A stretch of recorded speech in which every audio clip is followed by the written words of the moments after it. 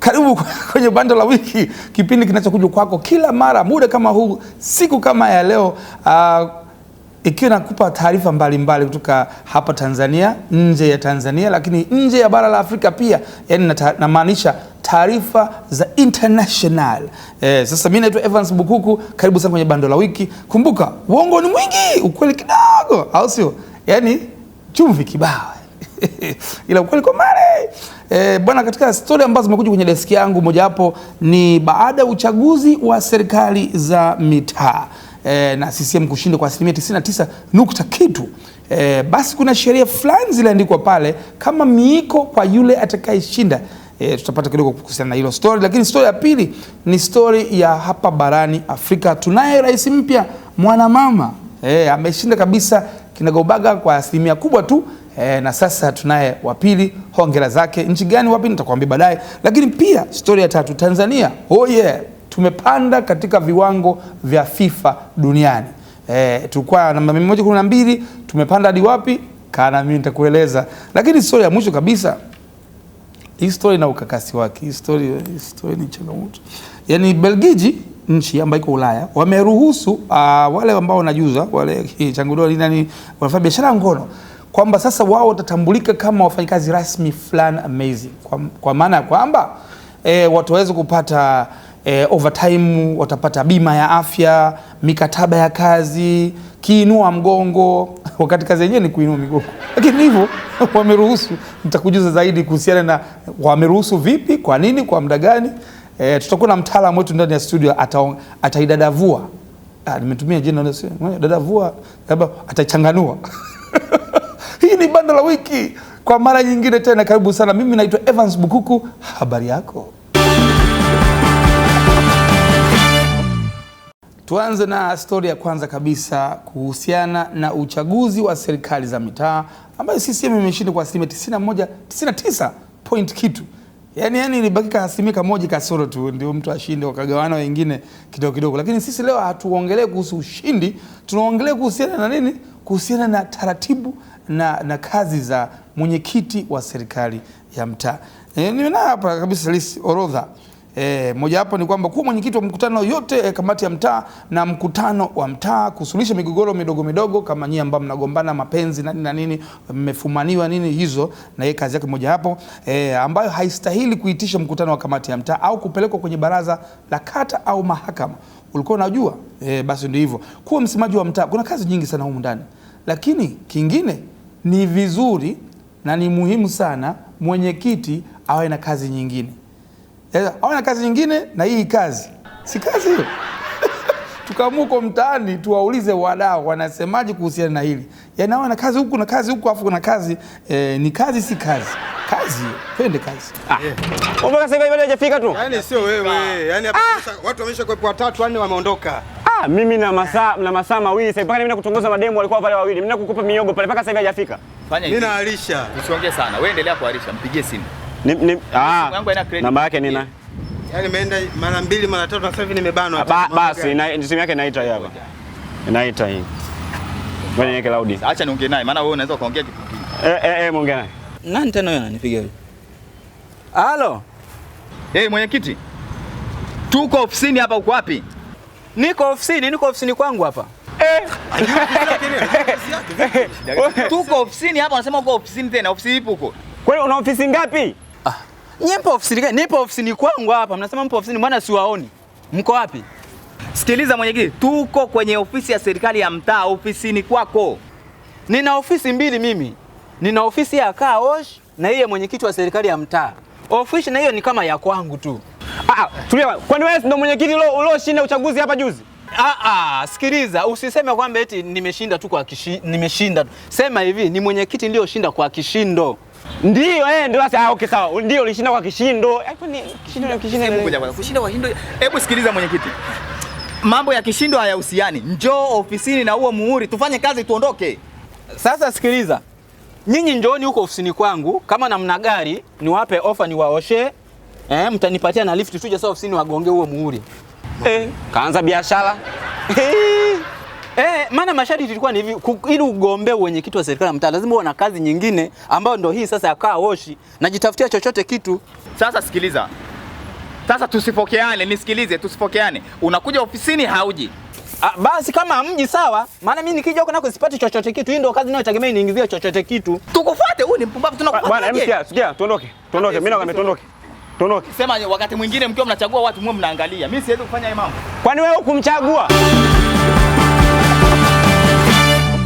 Na stori ya pili katika bando la wiki ni kuhusiana na, kwanza ni kongole, Kiswahili kigumu, ni hongera zake rais mpya wa Namibia.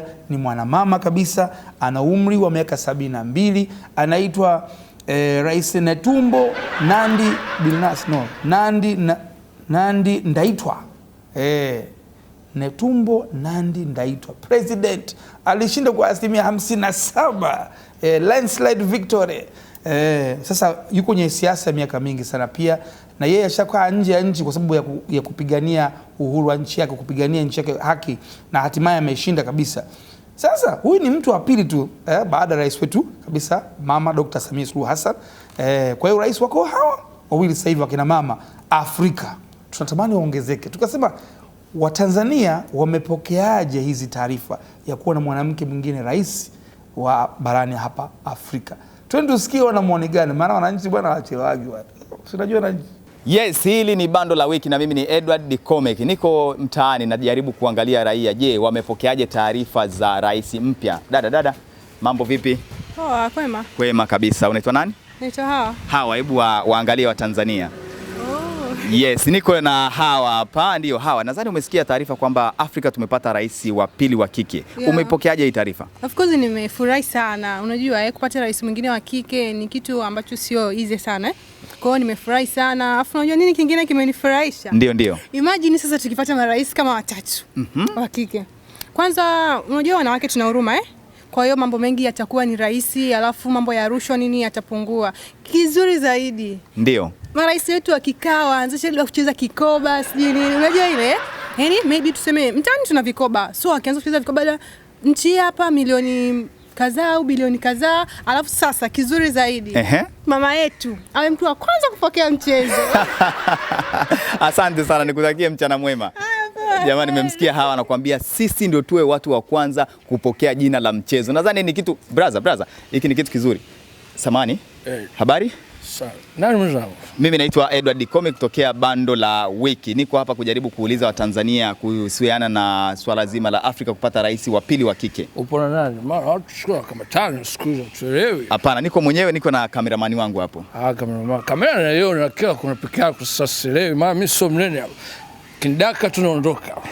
Hatuondoki. Nadhani umesikia hii taarifa kwamba tumepata rais wa pili wa kike Afrika. Ndio. Mimi mwenyewe nimesikia hiyo. Na mimi naona iko sawa kabisa. Wewe unaona? Mimi naona ni jambo zuri la kupendeza, lakini wewe kama Mtanzania unaisemeaje hii habari? Hii habari mimi naona iko vizuri. Mimi vyovyote tunaona iko sawa tu, kwa sababu mji lazima uchangamke bwana. Kasi kwa wanaume tu, wanaume wajua tu wagumu nchi kidogo kwa watoto wa kike, nchi inapendeza. Umeona mheshimiwa kaka pale jukwani pale unasemaje? Yaani wewe tu unasikia, unasemaje? Mtoto wa kike sasa, niambie Afrika nzima watoto wa kike waenee, niambie mji unang'ara. Wewe unasemaje? Wewe mwenyewe unajua. Naelewa, lakini ndio. Mungu mwenyewe kamuumba Adamu. Kamwangalia kama mbona pendezi peke yake. Umeona Mungu. Sio mimi, sio Juma. Sasa usirudi nyuma, ndio. Sawa. Nilikuwa nakwambia wewe unaisemeaje hii hali? Mimi naona poa. Yaani wanawake wangeongezeka. Yaani wanaume, tatizo wanaume tupo wabishi. Sawa, basi waambie wa Tanzania unaitwa nani? Mimi naitwa mama kaongezani. Mimi naitwa Cantona Eric Blangat Sconcha. Nikushukuru sana bwana. Asante sana. Sawa bwana. Haya. Hapo nakujua wewe kibosi. Ndio, asante sana. Haya, huyo ni Eric Cantona naye ametoa maoni yake, anasema mji utapendeza sana. Basi nirudi studio kwako Evans. Nadhani umesikia maoni ya Watanzania. Hiyo wazo wa presidential vikoba nimekubali sana. Presidential vikoba sio za 50 laki moja, hii mamilioni hiyo. alafu wanakutana mara moja wanakutana hapa, tunatafuta mtu labda rais wetu tunaye, rais Namibia yupo, sasa tuende wapi? Afrika Magharibi huko, apatikana rais mwanamke mmoja tu hivi. Kwa hiyo tunakuwa tunazungusha ile triangle, vikao vinafanyika, tuangalie shosti. Of course marais wasema shosti, wasema mheshimiwa tumefikisha ngapi? Lakini fikiria kitu presidential vikoba, alafu wakina mama wa nchi fulani ndio unachangia kiasi fulani, ili siku ikirudi kwenye nchi husika na rais anasema basi nyinyi ambao mlinisupport na hapa kidogo dola milioni 10 hapa, milioni 5 pale, milioni 7 huku, itakuwa balaa. Naomba nikumbuke kwenye wazo hilo hapo, commission kwa bando la wiki.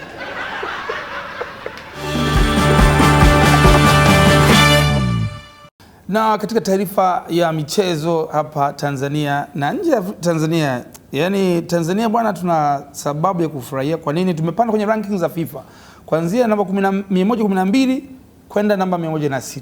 Safi sana. Sasa nikaa napitia hizi hapa, naangalia nani anatupiga bao hapa. Ghana wako 77 umetupiga bao. Ukiangalia Congo 61. South Africa wako 50 ngapi hapa? 50 ngapi? South Africa wako 57. Hadi hapo Equatorial Guinea.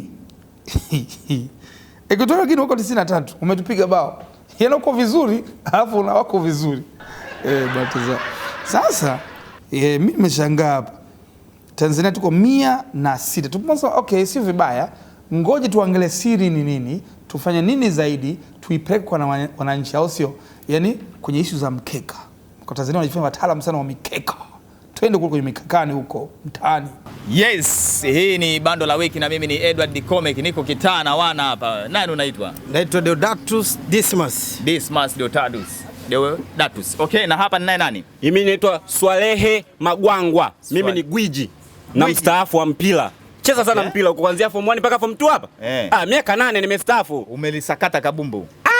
Vibaya mno. Vibaya sana. Nadhani umesikia hii kwamba Taifa Stars imepanda ranking kwenye viwango vya FIFA. Wewe Majume, miongo miwili basi hapo. Eti umesikia kwamba Tanzania imepanda. Unalipi la kusema katika hilo? Nimesikia hilo. Kwanza kabla ya kuongea yote, mimi ni mkufunzi wa timu ya Makonda FC. Tumeshachukua kombe la kuku, tumechukua kombe la bata na sasa hivi tunaenda kuchukua kombe la vifaranga. Kwa hiyo kuonesha kwamba sisi tuko vizuri. Basi sasa kwenye issue ya mpira na kujia kuhusu Taifa Stars. Taifa Stars imepanda, lakini kwa kwangu mimi naona kama haijapanda. Yaani naona kama ipo na mwendo fulani wa kinyonga hivi. Unajua mwendo wa kinyonga ni ile taratibu. Sasa ili kinyonga akimbie unawasha moto. Kwa maana hiyo nataka kuwaambia Watanzania kwamba ili Taifa Stars iweze kunyanyuka zaidi kwenye viwango ipelekewe moto. Iwashwe moto, sio ipelekewe moto. Okay, iwashwe moto. Nadhani umemsikia anasema kwamba Taifa Stars inatembea mwendo wa kinyonga. Wewe unalipi la kusema? Mimi naona kwa kusema kwamba imepanda kutoka 112 mpaka 106, hapo ni kama 6 imepanda tu kidogo, haijapanda. Hapo imechechemea. Ni kama tuseme kama mtoto mdogo ametambaa. Okay, Taifa Stars imetambaa, inachechemea. Na unadhani kupanda huku ni chachu ya goli la mama? Hapana. Ila mimi naona ili ipande zaidi ifike katika rank ya kwanza, ya pili na ya tatu, hawa wachezaji wakopeshwe. Yaani hii goli la mama, hii pesa hii iwe inapewa kabla ya mechi. Yaani kabla ya mechi unapewa hata kama milioni 20 hivi. Kila mchezaji anakopeshwa milioni 2. Okay. Yaani ukiwa unacheza huku unadaiwa. Yaani kwa mfano kama wewe ukiwa unadaiwa kodi ya nyumba. Sawa, lazima ufanye kazi sana ili ulipe. Sawa, samahani kidogo. Hapo tufanye marekebisho. Mimi sidaiwi kodi ya nyumba. Je, goli la mama lina mchango kwenye Taifa Stars kupanda?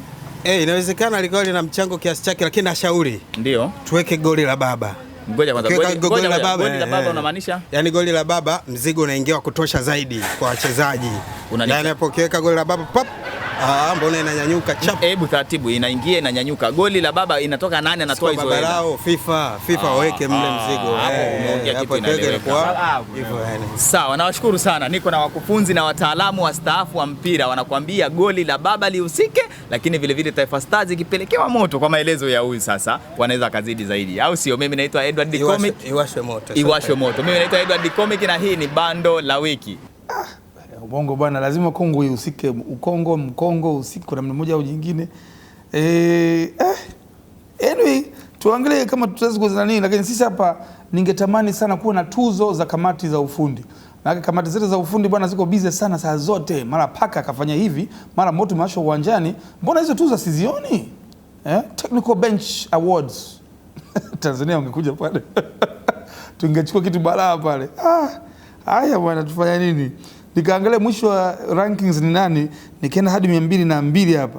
Nikakutana na Somalia iko pale. Ila kutania siwezi. Jamaa wako serious kwenye mambo fulani. Kwa hiyo tunakaribisha Afrika Mashariki fresh kabisa, hamna shida. Habari za michezo ndio hiyo. Tukirudi hapa tunarudi na habari za burudani. Lakini kumbuka, kama una maoni kuhusiana na kipindi hiki hapa, hii ni bando la wiki. Uongo kibao, ukweli kidogo, au sio? Lengo nini? Kufurahisha, kupa burudani. Sio kila siku unakaa na stress tu, au sio? Ila kama una maoni, kama wewe nzi ufala kweli, sawa? Kama wewe nzi, sawa, tuma maoni. Namba yetu ni 0761800500, iko kwenye screen hapo. Tupa maoni yako, na topic gani tuingie deep, tutume ma investigate wetu. Kama ile Tarimo yule, ni kwamba sisi ndio tulipasa sauti, akapatikana mtu kwamba bana hao jamaa wako sehemu fulani, ndio akapatikana. Bila sisi asingepatikana watu. Unaona sasa kuwa bonge na okoa haya. Hii ni bando la wiki. Mimi naitwa Evans Bukuku. Tukirudi tutarudi kwenye habari za burudani kweli kweli. Haya bwana, taarifa ya kimataifa, taarifa za kimataifa. Ubelgiji wameamua kurasmisha biashara ya kujiuza. Yaani wao wameruhusu mtu apate mkataba wa kazi, apate bima ya afya, apate maternity. Yaani akipata au siku za off, kwamba mtu anaumwa anakuwa si lazima awepo. Lakini pia hata kiinua mgongo, pension. Mtu anamwambia mimi na retire nasubiri hela yangu nikachukua pale NSSF, nikasema inakuaje? Ukisikia uchumi wa kati, ni uchumi wa kati kweli kweli. Maana uchumi uko kati kati. Tuna mtaalamu kabisa wa masuala ya uchumi, yeye ni mchambuzi, bwana Paul. Salama. Salama, kwema. Kwema kabisa. Moja kwa moja, unaona kama hii kitu Tanzania inakubalika, itakubalika hii? Urasimishaji wa madada poa, hili ni swala mtambuka, na linaweza likakubalika na lisikubalike pia, kwa sababu miongoni mwa sababu, changamoto ni kwamba kimaadili itapelekea mmomonyoko wa maadili kuongezeka zaidi. Lakini pia kwa engo nyingine, ikitokea imekubaliwa, changamoto inakuja kwamba unarasimishaji. Unarasimishaji kwa sababu, kwa mfano biashara, mimi kama mfano TBS shirika la viwango. Biashara kabla haijaenda sokoni au bidhaa, lazima TBS nikathibitishe ubora, kama ni sukari na lamba, kama ni soda na kunywa. Haya, mimi afisa wa TBS nitathibitishaje ubora wa dada poa? Kuna vijana wanatofautiana viwango na unakubalika hivyo hivyo inavyosemekana. Unaona sasa, utakuta kuna kijana mwingine atakuwa anathibitisha kila siku, asubuhi mchana, ni anathibitisha tu, atoe mrejesho. Lakini hata TBS wenyewe mara moja kwa mwaka lazima uthibitishe upya. Itaongezeka sasa idadi, kwa sababu tuna madada poa wengi. Mtu anathibitisha kila baada ya mwezi, ni anathibitisha. Lakini uone kama ni afadhali kwamba mtu angalau anatoka na risiti yake kabisa, kwamba risiti hii hapa. Lakini ni changamoto. Ni changamoto kwa sababu sasa hivi unaambiwa ukiuza bidhaa toa receipt, ukinunua dai receipt. Sasa hivi kwa dada poa ukipata huduma utakaurumbi, utakuaje hapo? Si receipt. Receipt imefanyaje? Si dai receipt. Inakuwa ni changamoto kudai. Hapo unaniambia kwamba unataka bei ya receipt hii na bei bila receipt hii. Hiyo ni changamoto na kwa lakini kwa kuwaingiza kwenye mfumo rasmi wa mapato, uone kama italeta hali ya usalama, hata magonjwa ya zinaa kutopanda sana, kwa sababu watu wanasimamiwa kwa miiko ya tasnia. Of course uchumi utapanda, kwa sababu kwanza itakuwa imesolve changamoto ya ajira. Vijana wamaliza shule hawana ajira, kwa sababu watu watakuwa wamerasimishwa, wanalipa kodi, lipa pay, kodi itaongezeka hasa msimu wa mvua, na hata kozi za vyuo vitaongezeka. Of course kozi zitaongezeka. Kuna kozi ya mapenzi. Lakini shida nyingine ni hapa, wewe asubuhi mke wako atakuaga anaenda wapi? Kazini. Kazi gani? Kazi. Na anarudi nyumbani jioni amechoka nyanga. Utamsalimia kwamba habari za wapi? Habari za kazi. Kazi gani? Unajua saa zingine ukiona kazi zingine usiulize sana kazi. Ulize leo umeendaje? Basi. Sawa, lakini kuna changamoto nyingine mtaalamu. Changamoto nyingine ni kwamba italeta mkanganyiko wa kiutendaji kati ya TBS na TAKUKURU. Mimi kama labda afisa wa kuthibitisha ubora, nimeenda pale kuthibitisha ubora, nipo ninathibitisha kwenye zoezi. Yule dada poa let's say ana chuki tu na mimi, anaamua kusema bwana, nimemwomba rushwa ya ngono. Huyu TAKUKURU atajuaje kama ninaomba rushwa ya ngono au nipo kwenye kazi yangu na mimi nathibitisha ubora? Maswali ni mengi, majibu ni machache. Tutajibu. Sio lini tutaingia huko, lakini ukisikia mwisho wa dunia ndio huko. Na Ubelgiji umeonyesha mfano. Hai bwana, tuna comments kutoka kwenye page yetu ya Instagram @bandolawiki. Mmoja amesema hivi, mkali 123, kijenge juu Arusha, huu ndio muda wa kupiga pesa kwa kuuza mkongo Ubelgiji. Mkongo si likataliwa hapa. Anyway, moving forward, huyu Dalton 255 Mbarali Mbeya yu alisema hivi, Baltazar apewa ubalozi wa heshima wa Ubelgiji. Yaani ukitaka Mtanzania anashiriki kwenye mambo ya na maana ni kama hivi. Kwenye uchaguzi hata kushiriki. Ile kwenye mambo haya anataka kushiriki kabisa, uchumi wa kati. Uchumi wa kati gani? Uchumi wa kati. Haya, tukae hapa kwa ajili ya neno la mwisho, au sio? Neno la leo ni lipi? Neno la leo linasema hivi, waganga wa kienyeji na wachawi wamalize tofauti zao waende mbinguni. Karogwa. Hilo ilikuwa ndio bando la wiki kwa wiki hii. Subiri siku nyingine kwa ajili ya bando lingine. Bando kidogo, SMS kwa mbali, data kidogo na muda wa kuongea, ndio sisi hapa. Kumbuka, uongo kibao, alafu kweli kwa mbali. Hili kidogo maisha ya songe. Mimi naitwa Evans Bukuku, hadi siku nyingine. Kama una maoni yoyote yale ya maana, yale ya upuzi, peleka huko. Ya maana, tuma namba kwenye screen, and then sisi tutaangalia jinsi ya kukujibu. Au sio jamani? Mimi naitwa Evans Bukuku. Hii ilikuwa ndio bando la wiki, hadi siku nyingine. Salute. Niendelee au? Na nipige upya. Okay. Anza hapa. Lakini kumbuka, ukweli ni mwingi, alafu uongo nimekosa. Uongo ni mwingi, ukweli ni kidogo. Utanifunga bure, nitakuwa kama yule jamaa yule bonge yule atakuteka. Na katika taarifa hiyo sio ngoja sting up pale. Ndio ndio. Kwa tukata pale.